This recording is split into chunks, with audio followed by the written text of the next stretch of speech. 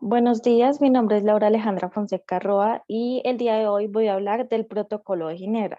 Los convenios de Ginebra y sus protocolos adicionales son tratados internacionales que contienen las principales normas donde se prohíbe el uso de armas químicas y biológicas.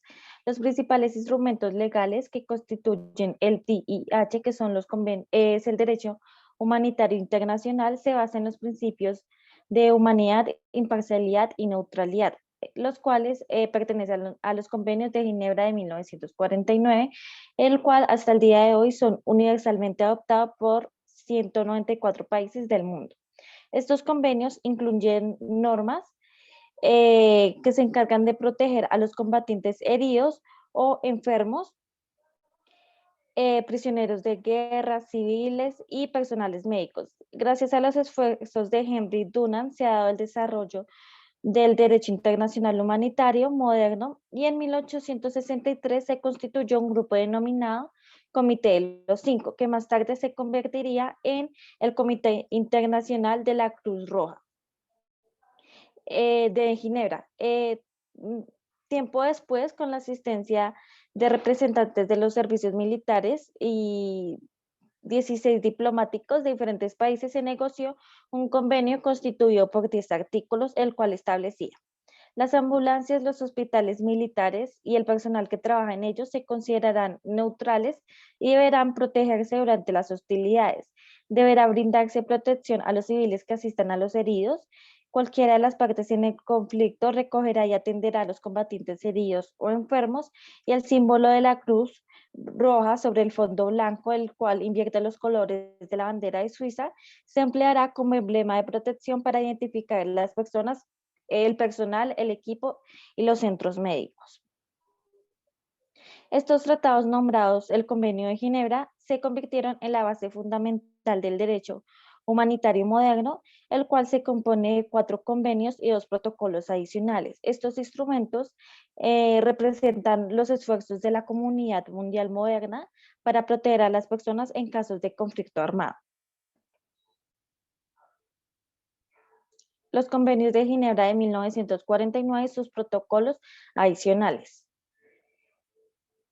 En 1949 se revisó y actualizó estos instrumentos, creando 4 nuevos convenios constituidos por 429 artículos, y además se creó protocolos adicionales de 1977 y 2005, los cuales complementaban los convenios de Ginebra.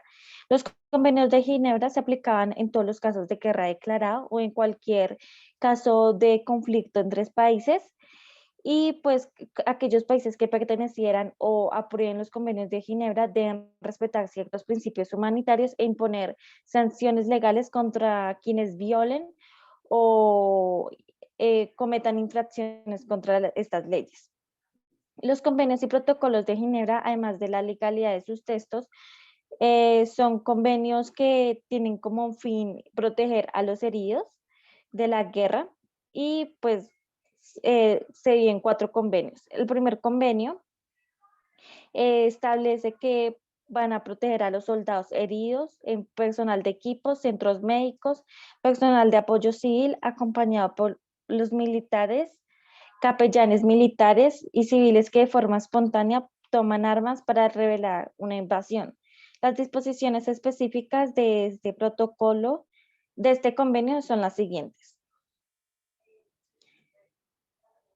Artículo 12. No podrán ser asesinados, exterminados ni sometidos a torturas ni experimentos biológicos, y deberán ser respetados sin distinción alguna, sin importar la raza, el sexo, la opinión política o su religión. El artículo 15 y 16 establece que en todo tiempo, y especialmente después de un combate, las partes en conflicto deberán buscar y recoger a los heridos y reportarlos a la CICR, que es las actividades de protección del Comité Internacional de la Cruz Roja.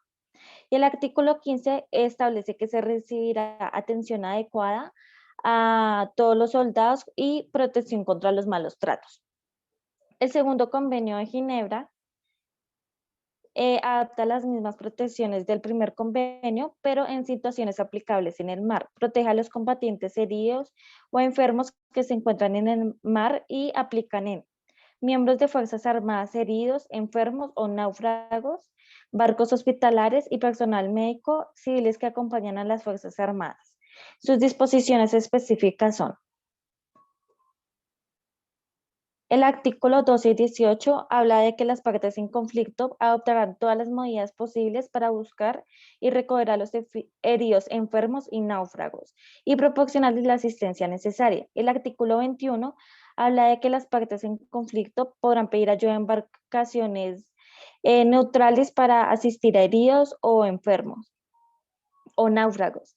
El artículo 36 y 37 habla de que se respetará y protegerá a todos el personal religioso, médico, sanitario de los barcos hospitalares y sus tripulaciones. Y el artículo 22 habla de que los barcos hospitalares no podrán ser, no se utilizarán con fines militares ni se podrán ser atacados. El tercer convenio de Ginebra. Este contiene normas específicas relacionadas con el debido trato de los prisioneros de guerra y establece que deben recibir un trato humanitario con respeto, alojamiento adecuado, alimentación y atención médica. Los prisioneros de guerra incluyen a miembros de Fuerzas Armadas, milicias voluntarias y civiles que acompañan a las Fuerzas Armadas. Sus disposiciones específicas son: el artículo 70, 72 y 123 habla que los prisioneros de guerra podrán intercambiar correspondencia con sus familiares y tendrán la obligación de informar a los nombres de los prisioneros a la CICR. El artículo 13, 14 y 16 habla de que los prisioneros de guerra no podrán ser sometidos a torturas o experimentos médicos. El artículo 50 y 54 habla de que los prisioneros de guerra no deben ser alojados en lugares limpios y dignos y recibir alimentos y asistencia médica. Y por último, el artículo 109 y 116 habla de que los prisioneros de guerra gravemente heridos tendrán que repatriarse. El cuarto convenio de Ginebra dice que los civiles que se encuentran en zonas de conflicto y territorios ocupados gozan de protección conferida por los 159 artículos del cuarto convenio de Ginebra. Sus disposiciones específicas son: el artículo 27 establece que se debe respetar la seguridad, la dignidad, el honor, los derechos familiares, las prácticas religiosas, los hábitos y las costumbres de los civiles. El artículo 32 y 33 establece que se protege a los civiles contra el homicidio, la tortura, los tratos inhumanos y contra la discriminación.